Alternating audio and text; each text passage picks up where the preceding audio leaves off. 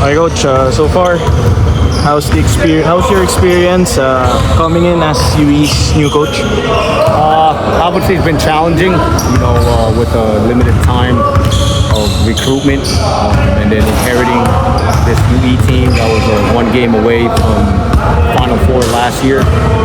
We got key guys coming back from that run with Precious Momaway, obviously, as our forward student athlete. And then we have one of our two seniors, John Abate and Welo Lingo, who will obviously play vital roles in this team's success. I think it's just all about growth right now and establishing habits of a winning culture, especially our core values, making sure we always exemplify courage, a great deal of respect for the work in the game, positive attitude, everything we do, and of course discipline and grit, being able to deal with adversity as it hits, and that's really been the journey so far. We're all excited for the opening in 2 weeks. We know we're playing who we're playing, and we know how we have to play to get that first win. Coach, you've been the PBA. You have had many experiences. How is it? Is this your first time coaching Collegiate League?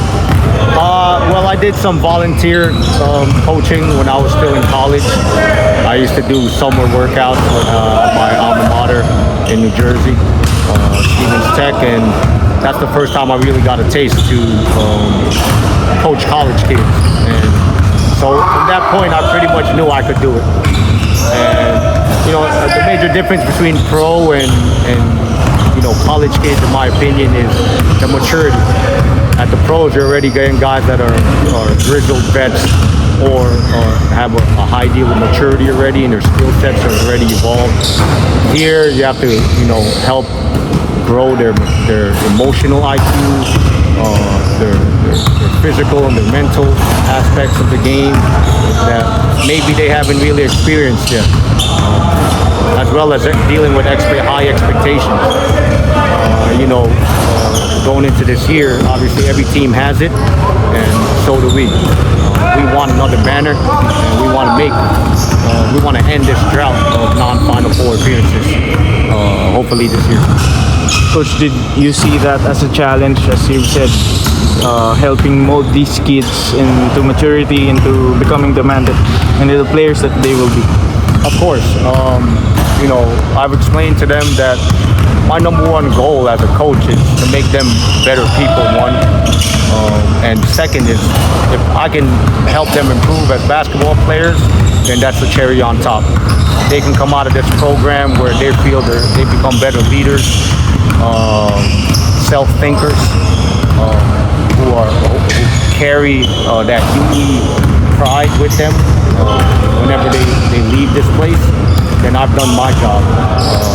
Because at the end of the day, my job is to make sure they represent UE to the best of their ability on the court as well as off the court. Coach, you've spoken about growth. Where is the progress of this team throughout the whole off season? At first, I'll be honest, it was difficult. With them being in their comfort zone of what they were used to doing last year, as well as the standards that they were accustomed to, weren't exactly on par with mine when I first came in. So there was a lot of ups and downs in regards to that, establishing championship culture here. But now, with 5 months settling in, recognizing their roles, accepting their roles, I feel we've come a long way in regards to saying that, are we ready for the season 88? I feel like I can say now we are. Coach, who among the players have you seen that help in that change of culture? Honestly, Precious Momaway.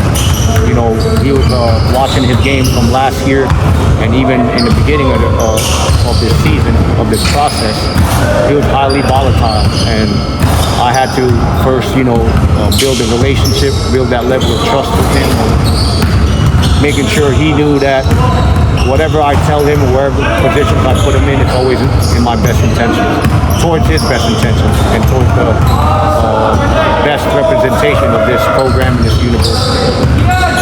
And he's embraced it. I've made him one of our tri-captains along with Abate and Willie Modinga. And he knows that a lot of the success of this team is on his shoulders. And it's something that he's taken day by day, and he's improved extremely well. So I tip my hat off to him for that. Coach, speaking about John and Duelo, obviously they were with the team last year. Can you say that the talent is there, but can you say that they have leveled up in terms of leadership, in terms of helping their teammates grow, elevating their teammates? I would say so, but they're also, they're relatively young. In my opinion, in regards to setting and also being examples of my high standards. I told them I can't label you guys as my best players if you're not my hardest workers, one, and two, your actions always reflect our intentions of being a winning program. If they're showing bad attitude, if they're not being disciplined, then it'll trickle down to the rest of the team, because there are leaders, there are who are underclassmen to look up to. So that's something that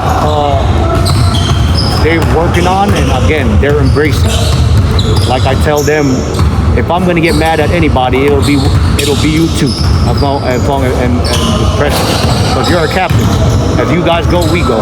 That's how I remember my responsibility when I was a captain in college. So to say I'm just passing that kind of wisdom on towards the three of them.